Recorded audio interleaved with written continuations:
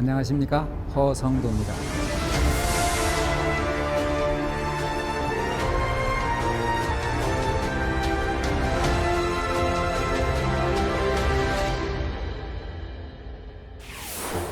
저는 역사를 연구한 적이 없어요. 저는 평생 중국어 문법을 전공했어요. 중문과 교수였습니다. 그런데 삼국사기 이야기라는 이 강의를 하는 이유가 이래요. 삼국사기는 저에게 인생관, 가치관, 철학관 이런 걸 준 책은 전혀 아니에요. 그러나 제 삶의 목적을 설정해 준 책입니다.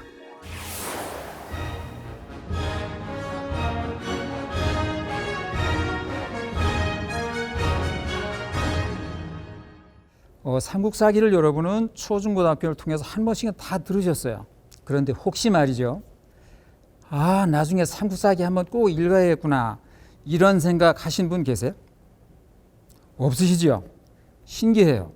분명히 교육과정에서 우리가 배웠음에도 불구하고 저 책을 나중에 꼭 한번 읽어야지 이러한 생각이 안 들어요. 왜 그럴까요? 몇 가지 이유가 있는데 삼국사기는 이런 책이다 라고 하는 선입관을 여러분이 갖도록 하는 세 가지가 있어요. 첫째는 뭐냐면 삼국사기는 사대주의적인 책이다. 예컨대 김부식 선생님이 사대주의자다. 그리고 중화 사상에 아주 젖어 있는 사람이다.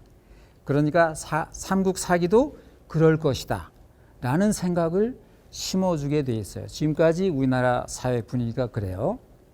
또 하나 있어요. 삼국사기는 문장이 번지르르하다라는 지적이 있어요. 이거는 기미 독립선언문을 기초하신 최남선 선생님께서 하신 말씀이에요. 삼국사기는 문장이 번지르르하다라는 그 지적은 사실은 진실이 아니에요. 당신이 어떻게 알아? 저도 삼국사기 봤죠. 그런데 한 가지 분명하게 말씀드릴 것은 삼국사기의 문장은 두 종류가 있어요. 그 내부를 보면 하나는 김부식 선생님께서 삼국사기를 칠 때 다른 문장을 인용한 게 있어요. 역사서니까 그렇겠죠? 이런 필요한 기록이 중국에 있으면 중국 거를 인용하고 또 어떤 사람의 시도 인용하고 하겠죠. 그것을 제외한 나머지는 뭘까요? 정말 김부식 선생님이 썼거나 편찬자들이 직접 쓴 문장이에요. 다른 사람의 글을 인용한 부분에서 문장이 번지르르한 부분은 있습니다.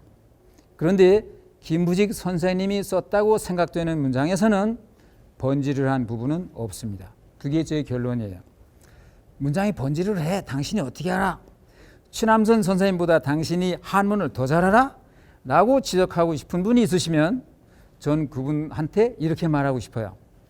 번지르르하다고 생각되는 문장을 20문장만 골라오시오. 나랑 토론해 봅시다. 그러고 싶어요. 또 하나 있어요. 삼국사기의 일부 기록, 특히 삼국사기 초기, 초반부 기록은 믿을 만한 것이 못 된다라는 지적이 있어요. 이거는 일본 학자가 지적한 것인데 한동안 우리나라 학계에서도 그것을 인정했어요. 그런데 이 중에 가장 중요한 건 사대주의 문제예요. 그럼 지금부터 해야 할 일은 뭐냐? 정말 삼국사기는 사대주의적인 책인가 하는 문제예요. 여러분께 한번 물어보겠습니다. 여러분 사대주의라는 말을 들으면 기분이 좋아요, 나빠요? 좋아요, 나쁘죠? 왜 나쁠까요? 사대주의가 왜 나빠요? 한번 얘기해 주세요. 왜 나쁘죠? 아마 이럴 거예요. 그 사자를 섬길 사자로 해석해요. 되겠습니까? 섬길 사자. 그러니까 대는 큰 나라니까 큰 나라를 섬긴다 이렇게 생각해요. 맞죠? 그러면 도대체 이러한 오해는 왜 생겼는가를 설명하기 위해서 잠시 과학적인 사실을 봅시다. 여기에 보면 로켓이 하늘 올라가고 있어요. 보이저 1호예요. 저기 언제 쏜지 아세요? 1977년 9월 5일 날 올라갔어요.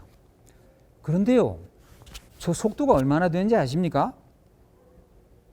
매일 147만 킬로미터로 날아갔어요. 시속으로 하면 61,250km쯤 될 거예요. 1시간에. 무지무지하게 빠르죠. 그 속도로 우주를 날아갔어요. 얼마를 날아갔냐면 18개월을 날아갔습니다. 그래서 목성의 예상 지점에 도착했어요. 그 도착했을 때 시간의 오차가 원래 과학자들이 계산했던 도착 시간하고 15분밖에 차이가 나지 않았어요. 저는 그 기사를 보고 깜짝 놀랐어요. 와, 과학자들은 정말 대단하구나. 어떻게 저 먼 거리를 18개월을 달려서 도착을 하는데 오차가 15분밖에 안 날까. 정말 과학은 위대하구나 라고 생각했어요. 또 하나의 과학적인 사건이 있습니다. 생각나시나요? 2016년 2월 12일에 중력파를 발견했다라고 전 세계에 공표를 했었어요. 아인슈타인이라고 하는 위대한 물리학자 있죠? 그 사람이 자기 상대성 이론을 발표하면서 우주에는 중력파가 존재한다. 중력파는 파동이에요. 예를 들면 블랙홀이 두 개가 꽝 부딪히면 파동이 나겠죠? 연못에 돌을 던지면 파동이 나듯이 중력이 파동이 나요. 이 파동이 온 우주에 차 있다. 그런데 그로부터 딱 100년이 지난 2015년 9월에 인류는 중력파를 검출해내는 데 성공했어요. 원자 있죠, 원자, 아톰. 원자 크기 얼마인지 아세요? 100억 분의 1 미터예요. 감이 안 잡히시죠? 100억 분의 1 미터, 굉장히 작아요. 원자가. 원자 보신 분 없으시죠? 무지무지하게 작은데 중력파를 검출해내고 났더니 중력파의 파장의 길이가 원자 크기의 10억 분의 1이었어요. 이 작은 파장으로 지구를 어떻게 통과했냐면 0.2초 내에 통과했어요. 그걸 잡아낸 거예요. 잡아내고 보니까 13억 광년 저 우주 멀리에서 두 개의 블랙홀이 꽝 부딪힐 때 나타난 파동이었다는 것이 증명됐어요. 인류는 또 깜짝 놀랐어요. 와, 과학은 대단하구나. 정말 대단히 발전했구나. 그런데 저만 놀란 게 아니에요. 온 인류가 다 놀랐어요. 그리고 더욱더 놀란 사람들이 있어요. 과학 철학자들입니다. 과학 철학자들이 아니 도대체 과학은 어떤 방법으로 연구했기에 이처럼 정밀하게 발전했는가, 이걸 다 궁금해했어요. 그리고 이걸 찾아가는 작업에 들어갔습니다. 그 작업에 도달해 보니까 프란시스 베이컨이라는 사람에 도착했어요. 경험주의를 주장한 철학자. 네, 그 유명한 프란시스 베이컨이에요. 이 사람이 책을 썼어요. 어떤 책을 썼냐면 새로운 사고 유형이라는 의미를 가지고 있는 책이에요. 베이컨은 진실에 도달하기 위해서는 이러한 단계를 거쳐야 한다라고 주장했어요. 1. 자료의 수집과 관찰입니다. 너무 당연하죠? 2. 이 관찰을 통해서 자연의 규칙성을 찾아내야 한다. 이것도 너무 당연하죠? 3. 이 규칙성을 보고 귀납적 추론을 해야 한다. 추론을 해야 한다. 이게 핵심이에요. 프란시스 베이컨 이전까지는 아리스토텔레스가 주장했던 연역 추론을 해왔어요. 근데 이때부터 와, 귀납 추론이라는 걸 해야 되는구나, 이렇게 된 거예요. 그리고 그 결과 명제나 정의가 나오면 이것을 실험해야 한다, 이러한 단계를 주장했어요. 그런데 제 생애에는 엄청난 충격을 줬습니다, 이 말이. 왜냐하면 첫 단계가 뭐라고 말씀드렸죠? 자료의 수집과 관찰. 이게 다가 아니에요. 프란시스 베이컨은 자료 수집 앞에 수식어를 하나 붙였어요. 관찰 앞에도 수식어가 하나 있어요. 그 수식어가 뭐냐면 편견 없는 일, 편견 없는 자료의 수집, 그리고 그 자료에 대한 편견 없는 관찰, 이것이 가장 중요하다고 그랬어요. 편견 없이 자료를 수집한다고 하는 것은 정말 어려워요. 오늘 우리 대장이 기분이 안 좋아, 이론 보고 할까 말까, 하지마, 이렇게 돼. 이 자료를 발표하면 우리 사회 혼란이나, 비록 진실이지만 이건 발표하지 마, 이런 일도 있어요. 되겠습니까? 내가 이런 논문을 쓰는데 이 자료를 넣으면 내 논리가 흩어져, 빼자, 이런 수도 있어요. 명백한 진실된 자료임에도 불구하고 편견 없는 자료의 수집은 그처럼 어렵습니다. 그리고 그 자료에 대한 편견 없는 관찰, 이건 더 어려워요. 인정되시나요? 프란시스 베이컨은 이랬어요. 저 부분을 설명하면서 가로를 딱 쳤어요. 사람은 누구나 정신 안 차리면 편견에 빠지게 되어 있다. 가로 닫고 이랬어요. 누구나 정신을 바짝 차리지 않으면 편견에 빠지게 되어 있대요. 이게 가장 중요했어요. 이 편견이 모든 것을 그르친다. 그럼 이 편견이 왜 생기지? 왜 생기는 거야? 하다가 이런 결론에 도달했어요. 선입관을 갖게 된다. 그러면 편견이 생긴다. 선입관은 왜 생기지? 하다가 네 가지 사항에 주목하게 됐습니다. 하나는 종족의 우상이에요. 이건 뭐냐면 사람이니까 갖는 옳지 않은 선입관이에요. 예를 들면 인간은 만물의 척도다 그러죠. 많이 들으셨죠? 네, 정말 인간이 만물의 척도예요. 새가 지저귀고 있어요. 그 새가 노래하고 있습니까? 울고 있습니까? 어떤 사람이 볼 때는 노래하고 있어요. 어떤 사람이 볼 때는 울고 있어요. 어떤 사람이 보면 시끄러워요. 사람마다 달라요. 그런데 아주 오만하게도 인간은 만물의 척도라고 했어요. 이것은 사람이니까 가질 수 있는 오류예요. 사실이 아닌데 그걸 진실이라고 생각하는 걸 우상이라 그래요. 이게 우상이다. 사실이 아니다. 둘째는 동굴의 우상입니다. 이거 왜 생기냐면 베이컨은 이렇게 말했어요. 그 사람이 독특한 성격 때문에 또 아주 죄송하지만 교육을 잘못 받으면 그럴 수 있다는 거예요. 자기가 교육받은 걸 철저하게 믿어요. 진실로. 그런데 잘못된 교육을 받을 수도 있잖아요. 베이컨은 그걸 지적했어요. 또 어떤 권위자의 말을 듣고 그걸 믿는 경우에요. 진실이라고 믿는 경우에요. 근데 그 권위자가 틀린 말을 할 수도 있어요.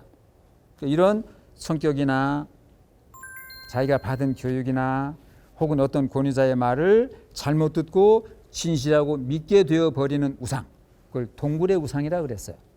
셋째는 시장의 우상이에요. 시장이 뭐죠? 사람 많이 만나요. 많이 만나죠? 근데 사람이 만날 때 무엇으로 의견을 소통하나요? 언어예요. 이 언어를 잘못 사용함으로써 생기는 우상이 있다는 거예요. 편견이 있다는 거예요. 근데 잘못 쓰면서도 잘못 쓴 줄 몰라요. 믿어요. 우상이에요. 그게 시장의 우상입니다. 네 번째는 극장의 우상이에요. 여러분, 프란시스 베이컨이 살았을 때는 영화가 없었어요. 극장에서 뭐를 공연했겠어요? 연극 공연해요. 여러분, 역사 드라마 보신 적 있죠? 역사물을 공연을 해요.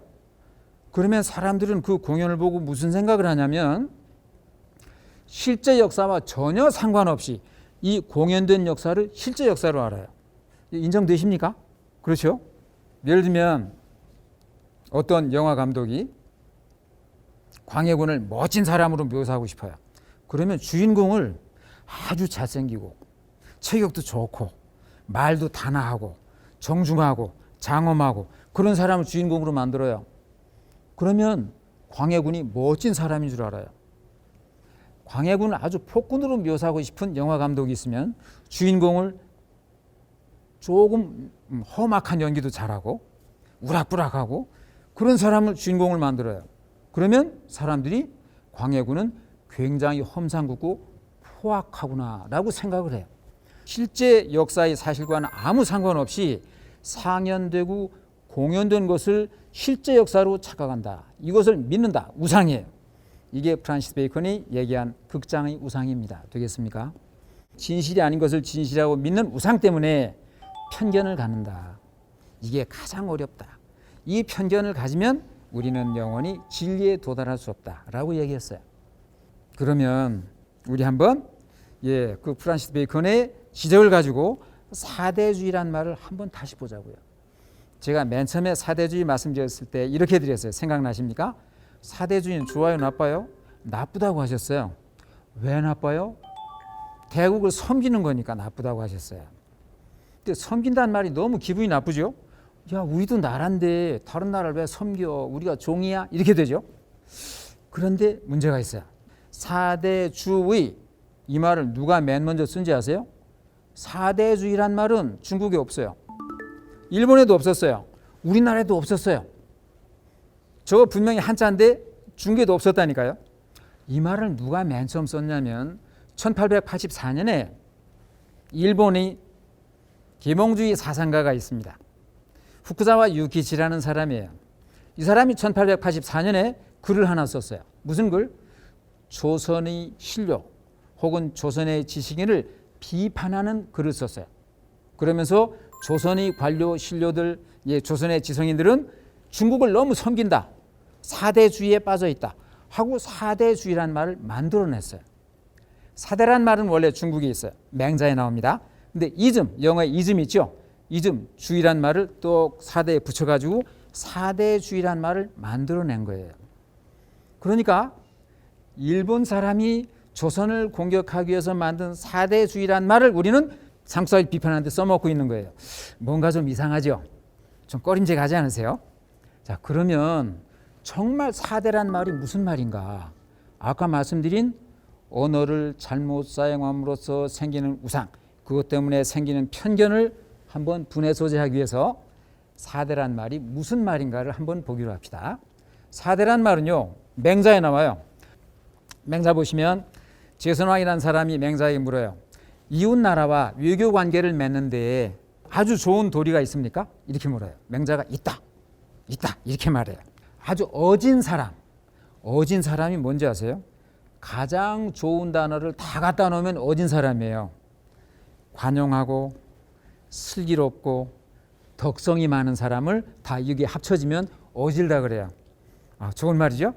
어진 사람만이 큰 나라를 가지고도 작은 나라를 섬길 수 있다.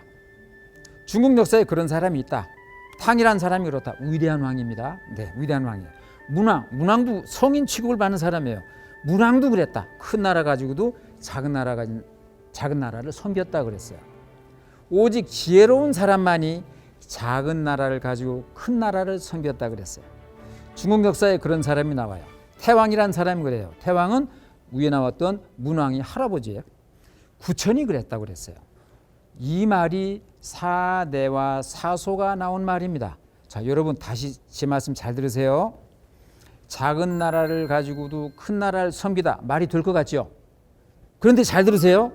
큰 나라를 가지고도 작은 나라를 섬긴다가 말이 돼야 안 돼요? 돼야 안 돼. 이상하지 않아요?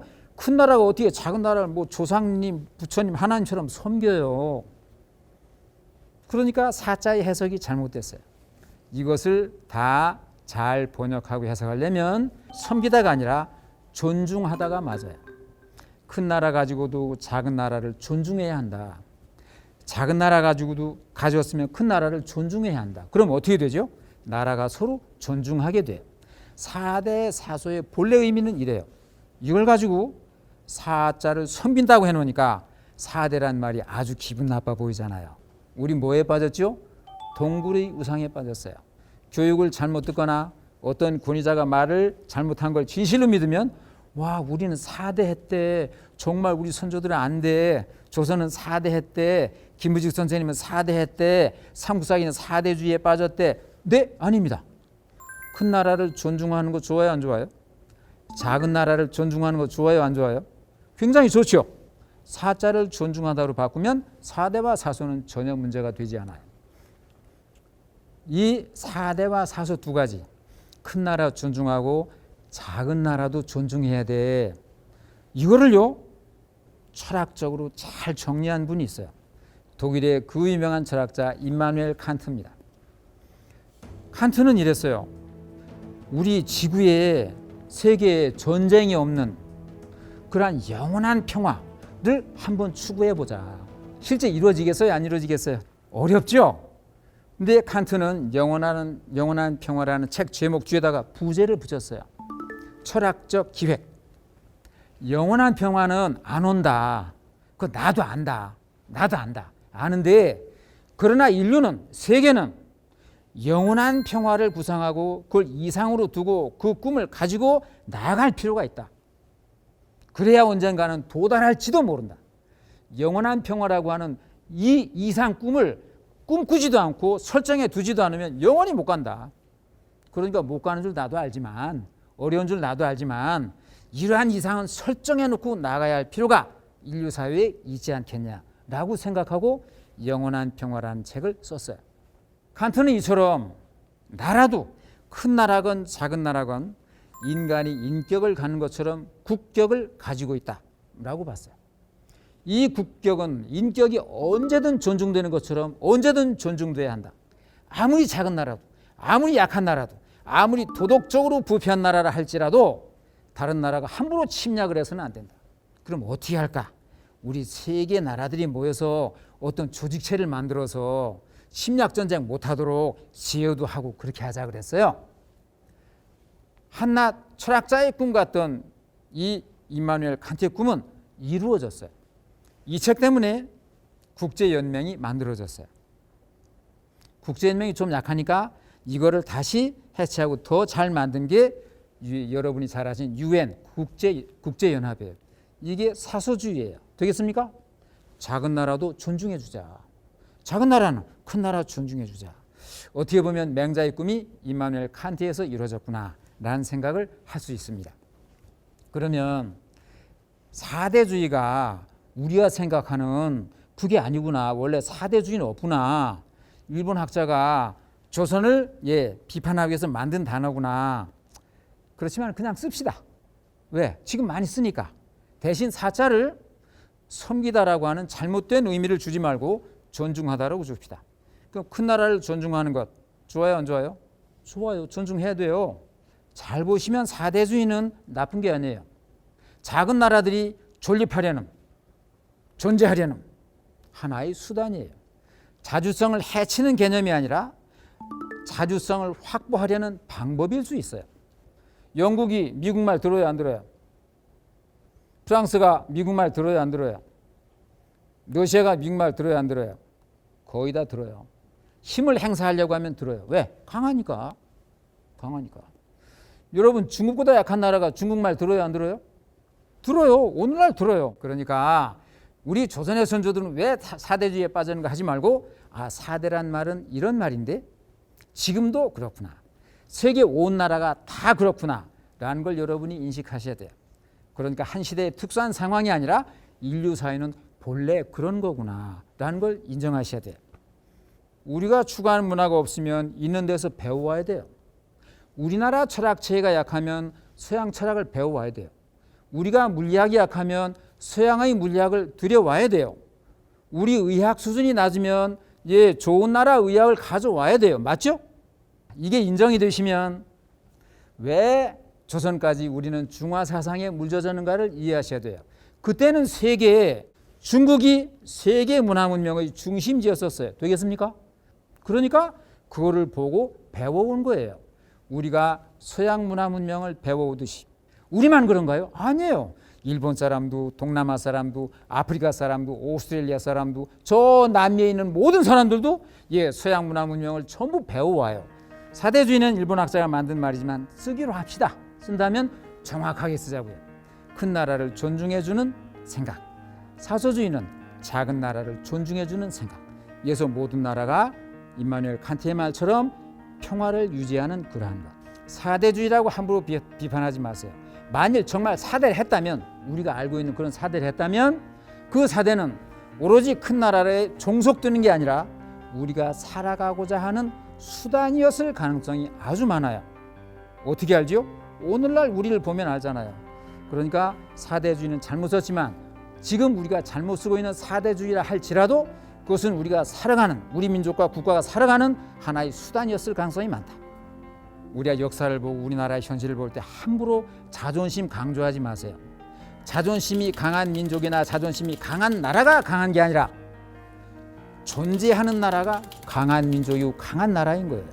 동의하십니까? 이 말씀을 끝으로 오늘 시간 강의를 모두 마치겠습니다. 수고하셨습니다. 네, 감사합니다.